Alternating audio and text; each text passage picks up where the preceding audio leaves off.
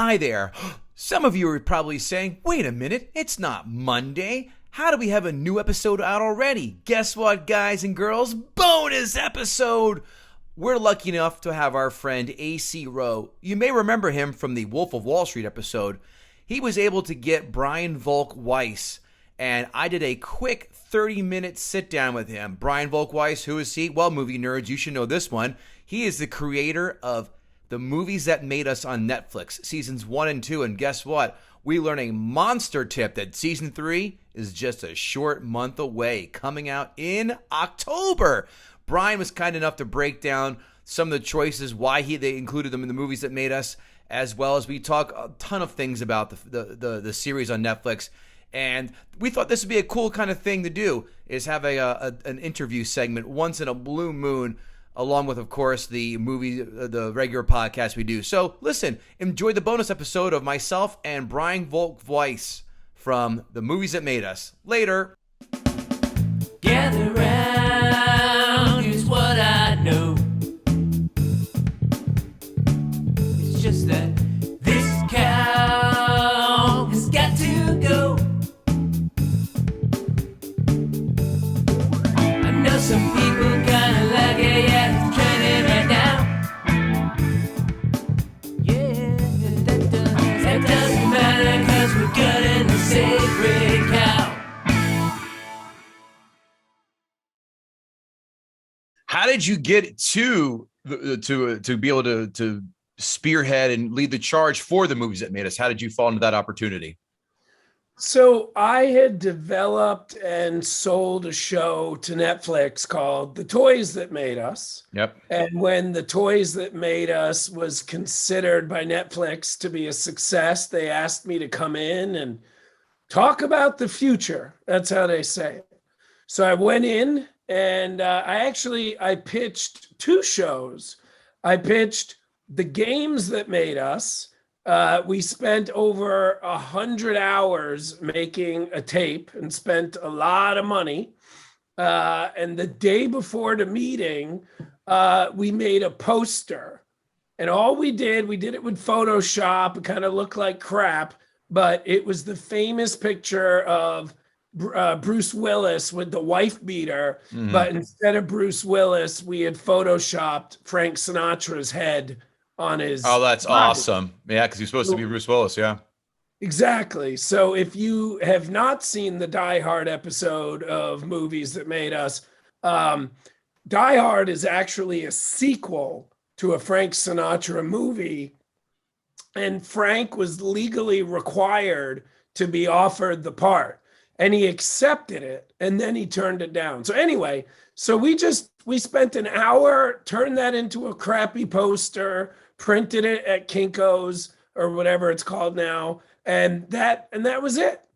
I went in for the meeting, and of course, in true Hollywood style, the thing we had spent 100 hours on was not greenlit, and the thing we spent 52 minutes on was greenlit.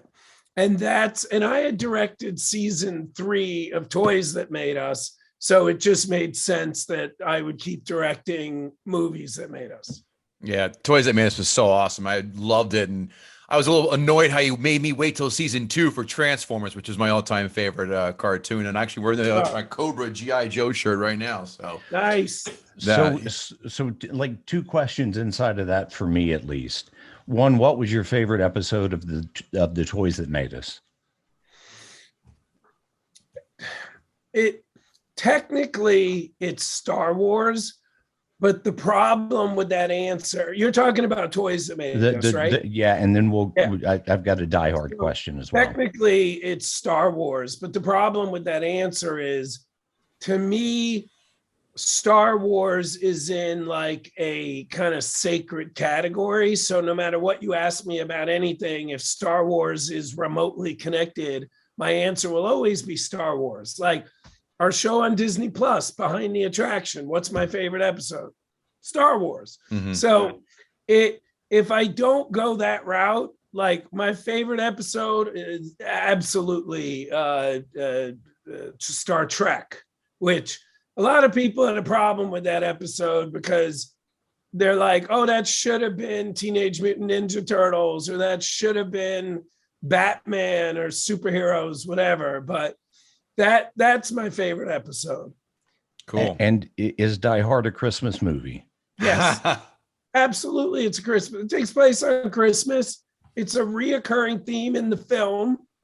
Why on earth wouldn't it be a Christmas movie? My co-host Kevin Israel would vehemently disagree with you. He goes, just because it takes place during Christmas, it doesn't have any real nativity, not even religious overtones, but just any other tones. But it just happens to take place during Christmas. It's this whole argument. And that does has nothing to do with it. And they say Christmas maybe 3 times in it. It's a Christmas party. They barely say Merry Christmas besides ho ho ho. Now I have a machine gun. There's no other Christmas. It's a Christmas movie. Say, isn't he wrapped in like tinsel? In the very end, he has the wrapping paper on his back where the gun is. Yeah, that's a Christmas movie. I'm telling him you said that. That's fine, Brian. He won't be happy, but too bad for him. The films you've done. Yeah. The films you've done, Dirty Dancing, Home Alone, Ghostbusters, Back to the Future, Pretty Woman, Jurassic Park, Forrest Gump. Of those films that you've done, which of those do you feel are completely unassailable to any criticism? Of all of them, or just the ones you said? The ones that you've done so far. Which ones do you feel are completely bulletproof? I mean, I'm as biased as it gets. I would argue every single episode that's been released of movies that made us. Yeah, I think they're all bulletproof. And by the way, some of those movies, like, I am not a big Forrest Gump fan at all. Me too. Like, I agree with you. I don't dislike the movie, but like, I've only seen it once until the show was greenlit. So I would say maybe Forrest Gump isn't bulletproof, right? But Pretty Woman's bulletproof. Dirty Dancing, yeah, they're all bulletproof. Would you say? Would you believe that on the podcast, the Gutting the Sacred Cow podcast we do? All of those films have been attacked. Well, again, the guest picks the film. We don't. The guest picks the film they hate. All those films, except for Back to the Future and Home Alone, have been targeted on our podcast. Listen, there's movies everybody loves but me. Yeah. And by the way, I'll do the opposite. Sure. I got a list of movies I love that I think if I got killed, there'd be no one left on the planet that likes them. So like everybody has an opinion, and none of them are right and none of them are wrong. I would say of that list, I think Back to the Future is the one that is completely impervious to any kind of criticism at all. That is the perfect film. Hell, they teach that in film classes as the quintessential perfect film. I would say that's true about Die Hard. I would say that's true about Pretty Woman. I would absolutely say that's true about Dirty Dancing, Home Alone. Sure. Jurassic Park. Again, a movie that I respect, but do not love, not even in the slightest. Again, we agree. But I don't know what you would attack about it.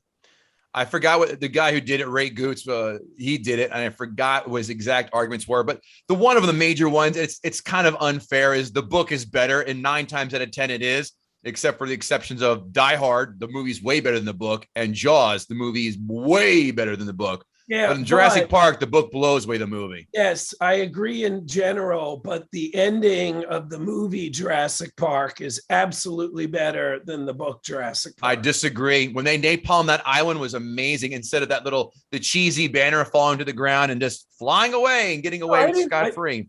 First of all, I'm with you on the napalm, but I didn't mean the banner. I meant like the fight. Like the book kind of ends with the napalm, which again is cool. They still could have done the napalm in the movie, but right. Like I like the fight. I like that the Tyrannosaurus comes and helps them. And that was good. That was good. But like the last 5. That's not in the book. That's not in the book. Yeah. Which Brian, what are the movies that you like that other people don't like?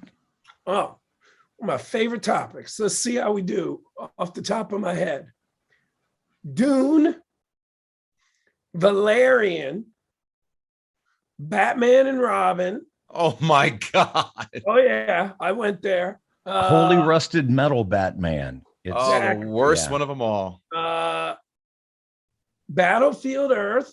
Wow. But I enjoy, I know they're bad. Right. Here, I'll give you one example. This is why I love Batman and Robin. And I'm not saying this metaphorically, I'm saying this literally. When I watch it, I'm constantly saying to myself, this is what a high school play looks like if they had $150 million budget. Yeah. And I watch it from that lens. Judge Dredd, the Stallone one. I got it. Go ahead. Here's my favorite movie that no one can find anything good about it but me. 1998's Lost in Space. I never saw it. I love it. Up until the last 10 minutes, I love it. Absolutely love it. Really? You said Judge Dredd. I say the Dredd reboot is the best reboot that we've seen, period. I love it. It's amazing. That's not, for me at least, a guilty pleasure. Gotcha. The Stallone one is absolutely a guilty pleasure. Which of what made you choose the films that you did for both seasons? Like what were the hook points in each of them that made you go, I gotta have this, I gotta have that? So we start with a giant list that at the beginning is usually 20 episodes for every slot. Right. We get that down to like 10 episodes for every slot. And then we look into the making of those movies. About 40 to 50% of movies do not have anything interesting about the making of them. Right. So those go out the door. Sometimes the movie gets greenlit and everything goes according to plan and it's a hit. And that's great for the studio and the people making the movie. It's not a very good documentary. So then we get it down to about probably 3 options, sometimes 2 per slot. We send that list to Netflix. Netflix does their own data research. They come back to us, remove titles, highlight titles, and even sometimes add titles. Like, again, Forrest Gump was not on our list. That came from Netflix. So we go back and forth until they're happy and we're happy. And then we start making it. Cool. What do you think was the biggest, like, holy shit, fun fact that you learned from, I guess, 1 or 2 movies in season 1 and 1 and 2 from season 2? Or the biggest holy shit, I had no idea fact? We have the. I love in Ghostbusters. I love in Ghostbusters when what the hell is his name? The special effects guy is a guy I've been reading about since I was 5, so I can't believe I don't remember his name. But he's talking about how they were literally taking shots out of the compositor and putting them into the final print. And then he starts just, because I asked him, I go, what shots were not finished? And he just starts listing shots, and then we show the shots. And I'd seen that movie 80 trillion billion times, and I never noticed, like, yeah, those shots are nowhere near done. When the creature goes crashing into the hallway, like, the debris is the wrong size for the hallway. You can see through the creature a couple times. Like, it's awful. I mean, it's an awful shot. But when you're watching the movie, you don't notice. So I love that. And then season 2, I mean, I'll be honest with you, what we learned from Spaz on the Jurassic Park episode, again, as I told you, not the episode I was jumping up and down to do. He, for me, got me very excited about the episode. That's a hell of a drop. And for those people who are listening, Spaz is one of the guys who, the reason you see the dinosaurs as you do in Jurassic Park is because of him. They wanted to use clay and these big models and animatronics. I think it was Stan Winston's group, right, who was approached to do it. But this guy he got the creative, the computer graphics down to a science where he had to pull Kathleen Kennedy aside after meeting literally ambush her and show them the presentation. He goes, "I'm going to do that." Like, that was That was my, you know what? That was one I wrote down. So I'm glad we're simpatico on the jaw dropping one. And I tell you, I'll give you a fun fact about Ghostbusters. I did, again, we did that on our podcast. Did you know Bill Murray did a reenactment for as Carl Spackler in Ghostbusters as a homeless guy, but they cut it for time? I was so pissed when I read. They go, fuck, because Caddyshack's my favorite film. That's why I was pissed. And I've seen the footage, by the way. Is the effects guy Pete Travers that you were talking about? No, it's I've only had 2 cups of coffee. It's what's his name? The guy from RoboCop. Phil Tippett. Okay. Great film too. Let's see here. What actors are on your top 3 wish list that you did not get for either season? Oh, okay. That's super easy. I really, really, really wanted Jennifer. What's her name? Grey. Jennifer Grey for Dirty Dancing. We wanted her really bad. Really wanted Peter Weller for RoboCop, and I talked to him on the phone a few times. Like, we came close. And then we also, a lot of people don't know this. Season 2 and 3, they were shot 100% during COVID. So we lost Zemeckis because of COVID. Like, we booked him; he was in. And then because of COVID, he backed out, which again, of course, I understand. But yeah, Zemeckis was a real bummer. Okay, good ones. What movies that you've had on this show inspired you the most as a kid or a teenager? Because you and I are about 6 months apart in age. So, okay. Yeah. That's a good question. They're coming out. That's the funny part. But Jurassic Park. Jurassic Park did not inspire me. RoboCop and Aliens, those, like, if I look at my collection, like, I love Dirty Dancing, but I don't have any Dirty Dancing stuff in here. So if I just look in my room, RoboCop, Aliens absolutely inspired me. I wouldn't say Die Hard inspired me, but it was, of all the movies that have come out in the series, it's the one I enjoyed the most and have probably watched the most, and then followed by Ghostbusters. So you kind of tipped your hand, to 2 of the films coming out, RoboCop and Aliens. What are some of the other ones coming out for season 3? Coming to America. Okay. Halloween, Nightmare on Elm Street.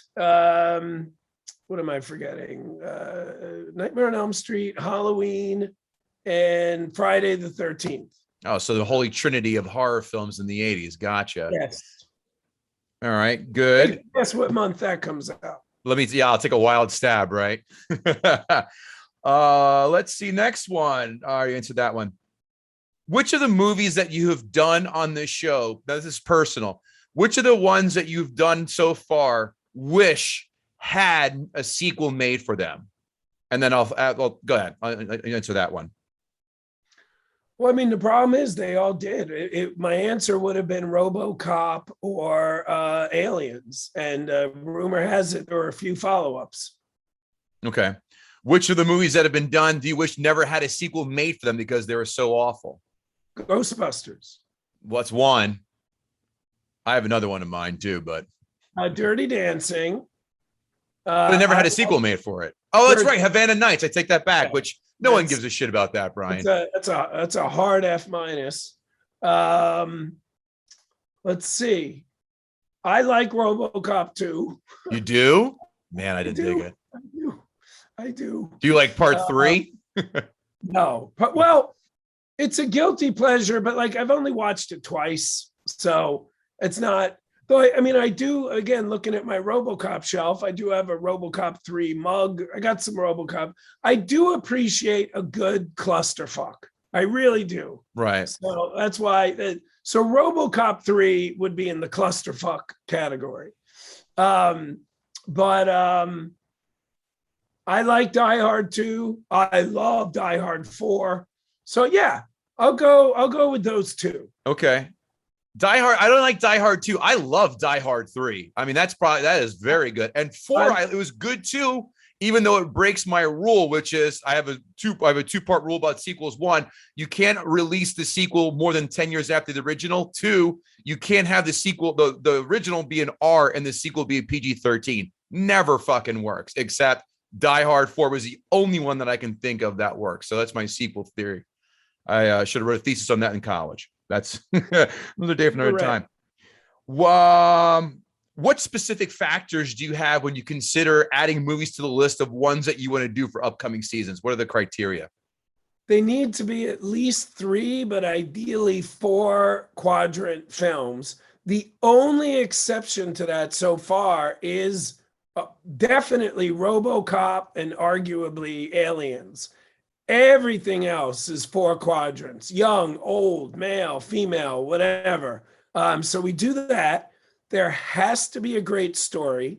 And the movie really needs to be some degree of iconic. I always imagine in my head, and I do this with Toys That Made Us too, and Behind the Attraction, like a Mount Rushmore. And like, if there's not a character from the movie that could be on a Mount Rushmore for movies, we shouldn't do it. I got to think Jaws and Raiders of the Lost Ark have to be part of that equation somewhere down the line. If we get more episodes greenlit, it's highly likely at least one of those will be on it. How do you feel? How different are films today that are ones that you've chosen for years past for the thing? So what would you say the contrast is for films today that you would choose versus films in the past where, again, you and I are the same age, where it's just we have that maybe a little bit of nostalgia, but the shit still holds up? So the question is, what movies today are going to hold up 40 years? How different are those films that are like today versus the ones where you and I and AC were, growing up, or at least our formative years? Yeah, I don't think they're that different. I think that here's what I always say specifically about Toys That Made Us. Because everybody now is like, toys suck, toys suck, toys suck. No, they don't. Here's the thing about nostalgia with toys, movies, music, whatever. To a certain degree, it's not really about the toy or the movie or the song. It's about who you were when you saw that movie or played with that toy or heard the song. So people now are like, oh, Transformers suck, but they don't suck for my 6-year-old son. So 30 years from now, if he starts a toy collection, I don't think he's going to be collecting the Transformers that I do. He'll be collecting his generations. And the same thing is true for the movies, where the movies, like I would say if we were doing movies that made us in 2050, we would be doing Inception. Mm-hmm. We would be doing Dark Knight. Yeah, like stuff like that. But you never know. Like you literally never know what's good. Shawshank Redemption, everybody knows it bombed. And it really bombed. Yeah. Like it wasn't like, oh, it didn't do well. I mean, it lost a lot of money. But here we are, still talking about it. It's usually in everybody's top 3 list. No argument here. If you had to choose 4 films to put in the movies that made us from the 2000s and 4 from the 2010s, which ones would they be? Well, these are good questions. All right. 2000s. All right. 2000s. I don't know why I'm starting with this. I should end with it, but it's the first movie that popped in my head. Bring It On. I love it. So that should have been my last one. The 2000s. Oh shit, that's late 90s. What were you going to say? Matrix? I was going to say The Game. Love The Game. Fucking love The Game. So good. So underrated. Yeah. Love The Game. Gladiator. Okay. I'm trying to make up for Bring It On. I'll give you Gladiator. I think I got a beat on your taste. Let's see. What else? What else? While you stall, I'll throw one in there just because of the way it was shot and written. Borat, only because of all the hijinks and how they had to be on the ball and right on the fly and get everybody kind of corralled and on the same page with that and not get him killed. I'd love to see how that all went down. Borat would do very well. Yeah.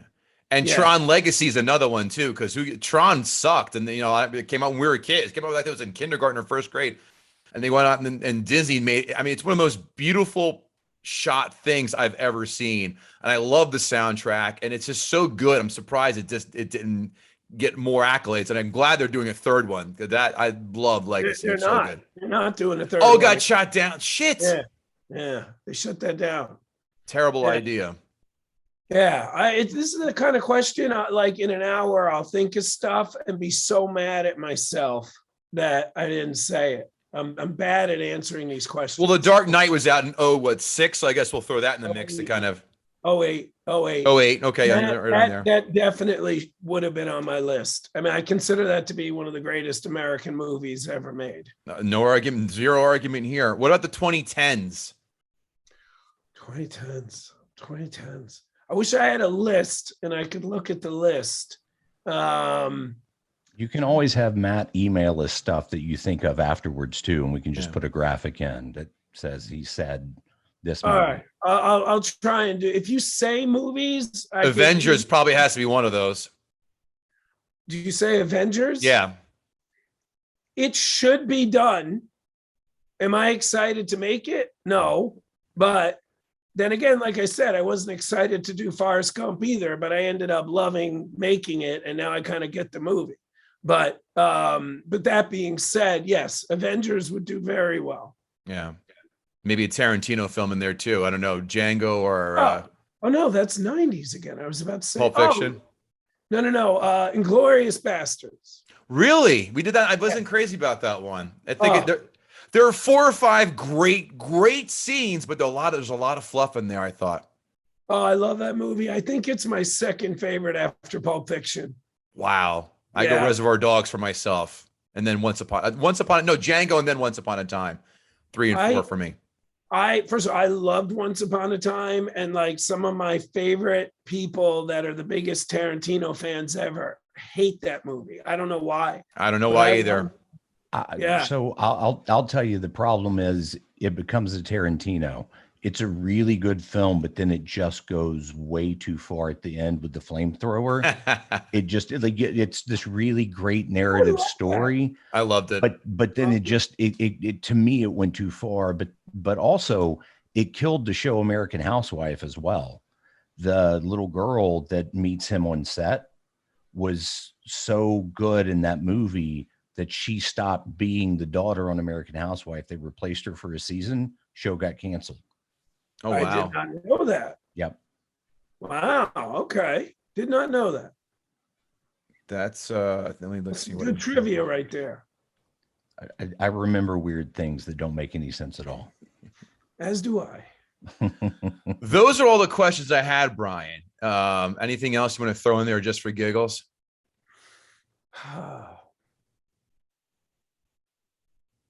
Oh, when is season 3 coming out?